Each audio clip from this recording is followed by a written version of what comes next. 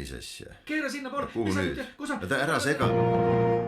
Juht ristteel. Juhtimiskoolitajad Aili Nurmeots ja Ruti Einpalu arutavad, kas keerata vasakule või paremale, põhja või lõunasse või muidu võid sattuda tupikusse. Jälgi päriselu juhtumitega juhtimispodcasti. Juht ristteel. Tähelepanu, tegemist on päriselu juhtumitega. Enne pimesi kasutamist soovitame järele mõelda. Kaebuste püsimise korral või kõrvaltoimete tekkimisel pidage nõu Ruti ja Ailiga. Juht ristteel. Töötan suures organisatsioonis, kus soovime muuta klienditeenindust kliendikesksemaks. Selleks panime kokku töörühma, analüüsisime, mis on meie tänased kitsaskohad ja tegime plaani, mida saaksime teha teisiti. Olime ise töörühmaga oma tööga väga rahul ja meile tundus, et olime jõudnud meie probleemide tuumani. Toimus koosolek kõikide klienditeenindajate ja teiste asjasse puutuvate inimestega. Mina kui töörühma juht esitlesin uhkusega, kuhu me olime jõudnud ja millised on lahendused, mida tuleks muuta ja nii edasi. Kuid saalist õhkus vastu millegi pärast jäist õhku. Püüdsin veelgi rohkem selgitada asja vajalikkust, kuid ikka vaatasid mind arusaamatud pilgud. Asi läks veel hullemaks, kui saalist hakkasid tulema küsimused. Tundsin, et küsimused olid ründavad ja inimesed saanud aru, et miks me selliste lahendusteni jõudsime, kuigi see oli ju selgelt kirjas ja enda meelest selgitasin seda piisavalt. Kui koosolek lõppes, jäi mul üsna halb tunne sisse. Ma endiselt usun, et töötasime välja väga head lahendused, kuid millegi pärast ei leidnud need head vastukaja. Mida teha? Tere, hea kuulaja! On uus päev ja me oleme Ailiga täna eetris juhtimispodcastiga Juht ristteel. Ja tere ka minu poolt. Ja täna me vaatame siis koos otsa Pille loole. Kõigepealt ütleme siis Pillele aitäh selle põneva loo eest ja mulle tundub, et see lugu nüüd kuulub küll maailma klassika hulka. Ehk ma tegelikult arvan, et peaaegu iga juht on sellega mingisuguses versioonis kokku puutunud. Aga hakkame algusest pihta. Aili, milles asi? Jaa, mulle tundub, et tegelikult Pille ja tema tiim olid ju välja töötanud väga hea lahenduse, mis tundus, et võiks tuua väga positiivseid muudatusi väga mitmete inimeste igapäevatöösse. Ja tegelikult see projektitiim kohtas sellist üsna niisugust klassikalist vastupanu vastuseisu inimeste poolt ja seda sellel põhjusel, et neid ei olnud kaasatud tõenäoliselt ideede lahendusse. Ja see vastupanu tundus olevat siis mõnel inimesel võib-olla väiksem, mõnel suurem ja tõesti oli tunne, et inimestel tõenäoliselt, et need ideed sadasid kuskilt neile kaela. Ja me saame ju aru, et tegelikult ei ole probleem lahenduste ega ideede kvaliteedis, vaid inimeste psühholoogilises valmisolekus neid ideid tegelikult vastu võtta. Aga mis imeloom see psühholoogiline valmisolek üldse on, Ruti?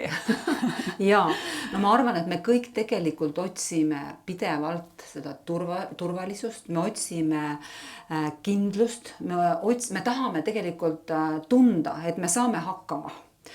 Ja igasugune muutus tegelikult lööb selle plaani täiesti sassi. Ja selle asemele tuleb siis ärevus, ebakindlus, pinge hakkab kasvama, 1000 küsimust on õhus, eks ole. Ja no sellega koos siis kohe, eks ole, kustub see ära silmas ja nüüd juhtub siis seesama asi, et kui mulle midagi selgitatakse, eks ole, ega ma siis väga ei kuule ka. Et mu peas lihtsalt oma sisekõne ketrab kogu aeg ja no loomulikult igaüks reageerib erinevalt. Kui ma olen staažikas, siis võib-olla mul ärevus on natuke kõrgem, kui ma olen noor alles ülikoolist tulnud, siis võib-olla natuke väiksem. Ja mida me siis näeme, et inimesed on skeptilised ja nad muutuvad ära ootavaks. Ja nad pigem ei rutta seda asja proovima ja nad ei rutta seda asja ka uskuma, sugugi mitte. Just, aitäh selle selgituse eest. Kui nüüd selle looga kuidagi edasi minna, siis siin on justkui nagu 2 võimalikku viisi. Üks on siis see, kuidas oleks võimalik sellist olukorda tegelikult ennetada, et seda psühholoogilist vastuseisu tegelikult ei tekiks.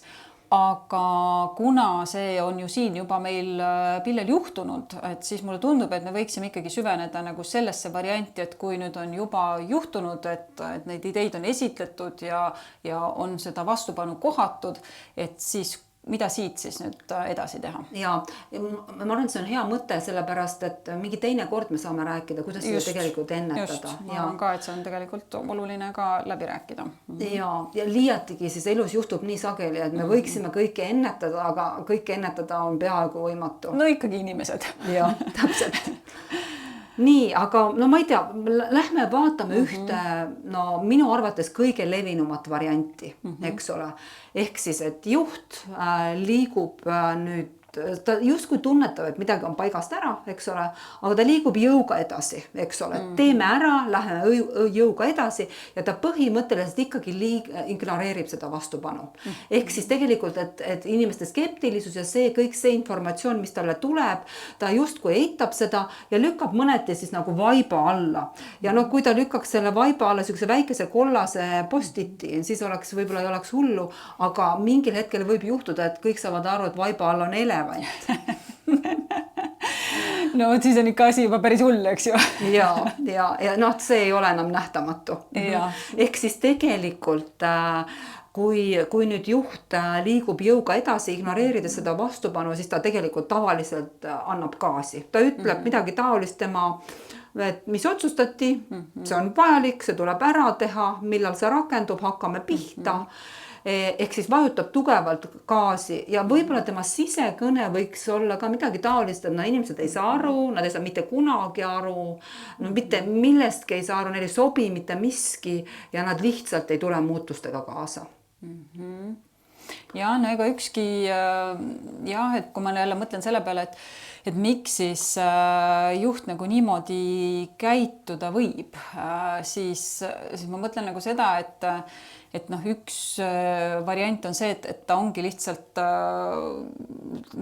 võib juht ju olla ka nagu jõulisemat tüüpi, ta mõtleb, et mul on see asi vaja ära teha ja lihtsalt nagu teemegi selle asja ära nagu kuidagi jõuga. Ehk siis mingid tema isiksuse omadused. Mingid tema isiksuse omadused võivad olla, eks ju. Või siis teine äärmus võib olla see, et tema sees on tegelikult nagu tohutu ebakindlus, et ta tegelikult tahaks seda, ta teab, et ta peab selle asja ära tegema, aga ta ei oska kuidagi teisiti ja siis ta selle ebakindluse baasilt lihtsalt ka kukub nagu suruma. Ja ehk siis tegelikult ebakindlus väljendub selles, et ta kardab eriarvamusi.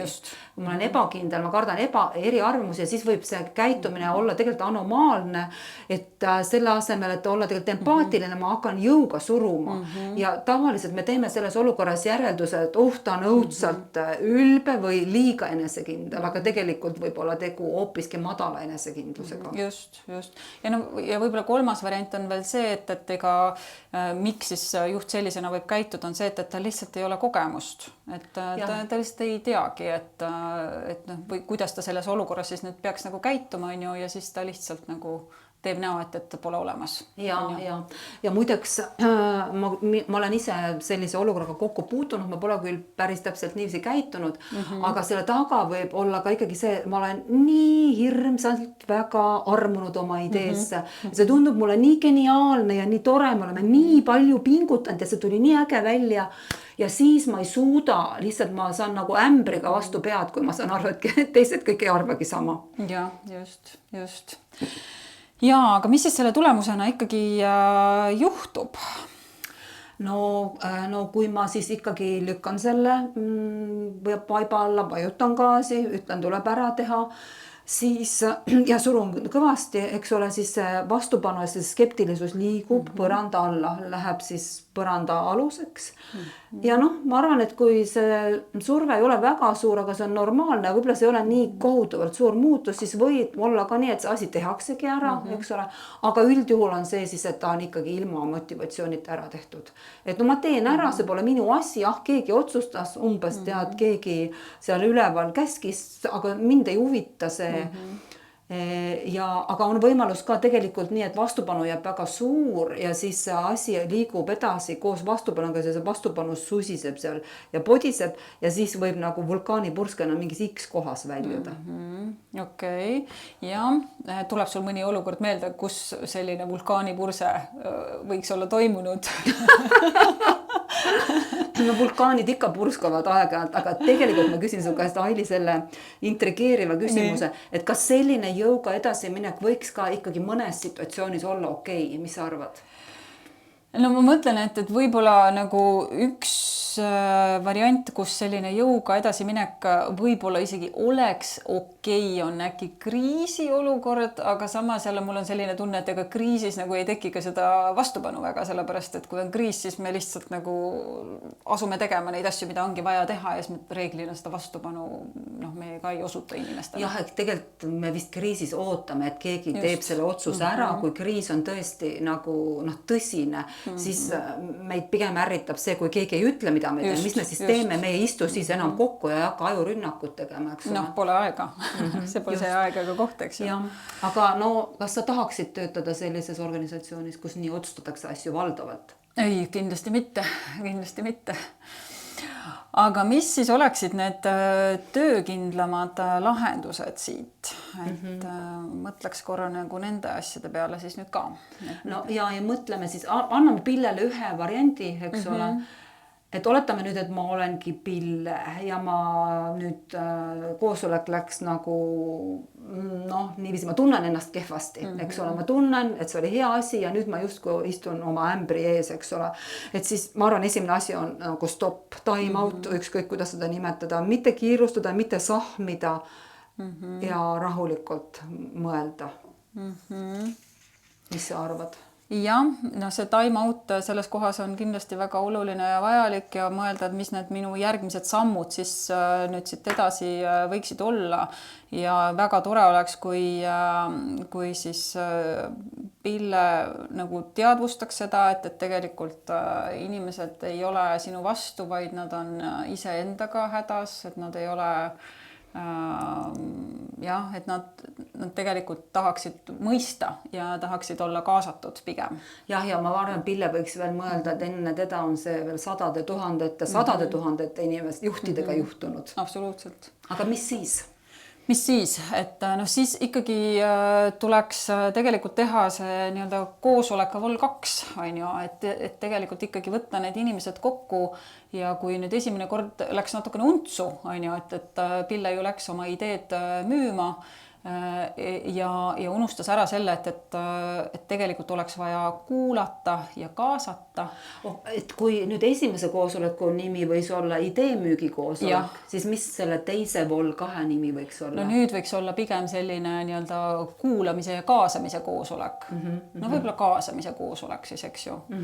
Et kui ma kutsun nüüd uuesti inimesed kokku, siis ikkagi selle mõttega, et ma tahan päriselt aru saada, mis võiks toimida, millised oleksid need nii-öelda sellised nende meelest ka inimeste meelest need toimivad lahendusvariandid. Ja kus on ka nõrgad kohad, eks ole? Kus on ka nõrgad kohad ja ikkagi ka kuulata, ilmselt ikkagi ju nüüd peaks minemagi juba, kui ma teen selle vol 2, siis ka ütlema, et kuule, et esimene kord läks natukene nagu nihusti, on ju. Kuidas sulle tundub, et peaks vist sellest ka alustama? Ja ühesõnaga ma arvan, et see põhimõte on siis see, et aur tuleks välja lasta. Eks see poti pealt see kaan ära võtta ja sellele aurul lasta siis hajuda ruumi. Ja kui see aur on välja lastud, siis põhimõtteliselt tuleks muutuda konstruktiivseks. Eks see hakata liituma konstruktiivselt lahenduste poole. Et kindlasti ta ei tohiks lõppeda selles faasis, kus me kõik nagu soiume ja nutame, mis kõik nüüd siis nagu on valesti, vaid et mis on siis need nõrgad kohad ja kui see on aur väljas, siis mida me saame teha ja mis on lahendused, eks ole. Ja tõesti täpselt nii nagu sa ütlesid, et juht võib öelda ka näiteks nii, et peale esimest koosolekut ma rääkisin erinevate inimestega. Ma saan aru, et tegelikult teie peades oli palju küsimusi ja eriarvamusi ja tänase koosoleku eesmärk on kõiki teid ära kuulata ja hakata liikuma lahenduste suunas. Praegu ma veel mõtlen, Ruti, seda, et me tegelikult ei tea, kui suur hulk inimesi oli kaasatud sellele koosolekule. Ja Pille ei ole seda meile öelnud. Jah, et kui nüüd tegemist on ikkagi väga suure inimeste arvuga, siis tõenäoliselt ei ole realistlik, et sellist kaasamiskoosolekut ei saa teha 100 inimestega, et võib-olla optimaalne selline kaasamise koosolekuks oleks selline 40 inimest, mina pakun. Ma ütleks, et optimaalne oleks tegelikult alla 20, aga 40 annab teha. Ja tegelikult võib-olla veel, mida soovitaksin Pillele, et kui juba inimeste arv on suurem, ütleme seal 40 pluss, et kuni 40 saab võib-olla juht ise ka hakkama, aga et seal kaasata kindlasti siis kas personali inimesi või siis ka väliseid koolitajaid, kes aitab suure grupi kaasamistehnikatega kuidagi ära modereerida. Jah, keegi neutraalne osapool, kes tõepoolest tunneb neid kaasamise tehnikaid ja nendest me võime mõni teine podcast rääkida. Absoluutselt, jah. Jätaks selle praegu. On sul veel mõni idee? No tegelikult ma mõtlen veel seda, et võiks ka ju katsetada ja teha mõne piloodi, et kui näiteks seal kaasamise koosolekul mingisuguseid ideid välja pakutakse, siis ka võib-olla võtta sealt mõned nii-öelda mõtted, katsetada ja proovida kuidagi väiksemas mingisuguses grupis. Ja kui siis inimesed kaasa ei tule, et siis jälle uusi lahendusi välja töötama hakata. Mul on siin kohas üks oma enda isiklik kogemus, et mina siis juhina olen olnud, nagu ma juba ennem ütlesin, eks ole, selles situatsioonis armunud oma ideesse, seda ideed presenteerinud inimestele ja sadadele, eks ütleme siis 80-90 inimest ja siis täpselt, et see skeptilisus oli väga tugev, et siis see, kuidas me selle olukorra lahendasime, siis oligi see piloot. Kõigepealt time out, eks ole, time out, et aru saada, mis on need nõrgad kohad, kui suur on vastupanu, mida inimesed üldse mõtlevad, et kui sa oled oma ideesse armunud, siis sa tegelikult unustad need teised inimesed ära, et see juhtub ideedega, võib-olla kui sa inimeses oled armunud, et siis ka juhtub, aga ja siis et sellepärast, et kui sa hakkad midagi muud tegema, sa paiskab inimesed sellesse ebakindluses ja neile tundub, et tänane süsteem toimib, miks ja siis selle piloodi kaudu on tegelikult võimalik kommunikeerida edusamme ja näha, kus tulevadki raskused ja hakata ja peale seda juba, aga igal juhul tähendab see seda, et time out. Esmapilgul võib tunduda, et nüüd hakkab kauem aega minema, aga tegelikult läheb asi kiiremini ellu. Ja, sest mulle meeldib selle piloodi puhul just ka see, et me ei kaasa siis veel ju kogu organisatsiooni nii-öelda muudatustesse, et vähem inimesi on kaasatud ja on kiiremini võimalik teha ka mingeid muudatusi. Ühesõnaga, et ma pean lõpetama juhina siis pressimise. Just. Nii, aga enne me rääkisime psühholoogilisest valmisolekust, et mis asi see on ja kui nüüd mõelda selle peale, et see, millest me siin nüüd juba rääkisime, et kas, kui niimoodi siis toimida, et kas me siis julgeme väita, et ala 90% kindlusega inimeste psühholoogiline valmisolek muudatustega kaasa tulla on taastunud? Ma arvan, et ei julge. Ma arvan küll, et ei julge, sellepärast, et loomulikult ju võiks öelda, et kindel, raudne, aga inimene on nii keeruline, inimesed on ja olukorrad on nii erinevad, need kontekstid on nii erinevad, eks ole, et aga selles protsessis on siis tegelikult ikkagi oluline see, et juht teab, et suure tõenäosusega tema automaatkäitumine võib olla see, et ta ikkagi hakkab pressima, ta hakkab suruma ja see võib väljenduda ka ainult argumenteerimises ja rääkimises, eks ole, et juht peab siis ühel ja samal ajal tegelikult olema hea kuulaja ja samal ajal ka hea kehtestaja. Nii, aga teeme nüüd väikese kokkuvõtte, et Aili alusta sina. Jaa, et kui seda lugu nüüd kokku võtta, siis kui oled ikkagi armunud oma ideesse, siis tegelikult me unustame teised inimesed ära ja mitte sellepärast, et et sa ei hooli, vaid sellepärast, et sa oled armunud. Ja nüüd ma lähen siis teiseks, ma ütleksin siit edasi, et siis võib juhtuda, et sa hakkad selgitama ja suruma ja see ei ole tegelikult lahendus. Ja veel samaaegselt topid selle teema siis tegelikult vaiba alla ja nagu sa enne kenasti ütlesid, et võid avastada hiljem sealt tegelikult hoopis elevandi. Ja lahendus on targas kaasamises ja tegelikult julguses potikaant kergitada.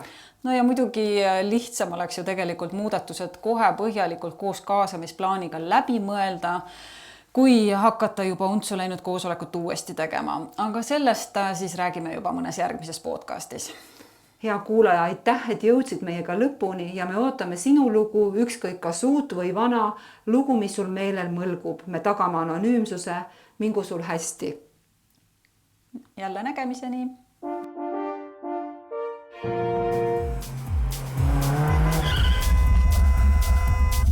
Oota, mis asja? Keera sinna poole. Kuhu nüüd? Ära sega. Juht ristteel. Juht, kui soovid, et sinu juhtum ristteele asetatakse ja talle õige suund leitakse, saada oma loo kirjeldus e-mailile juhtristteele@gmail.com.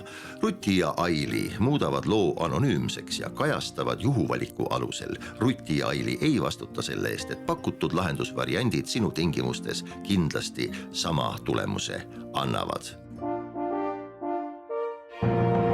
Juht ristteel.